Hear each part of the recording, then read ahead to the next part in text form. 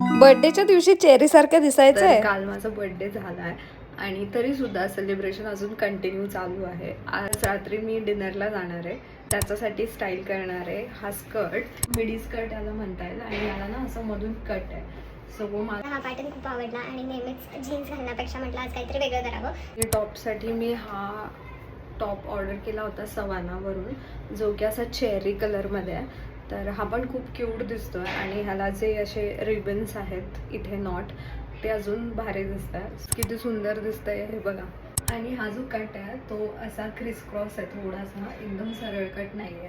So ते खूप सुंदर दिसतं. हा टॉप एकदम कॉम्प्लिमेंट करतोय ब्लू कलरवरती असं व्हाईट आणि रेड चेक्समध्ये. ॲक्च्युली रेड नाही आहे, चेरी कलर आहे हा. सो थोडासा असा रेट्रो वाईब देतो, तो की मला खूप आवडला.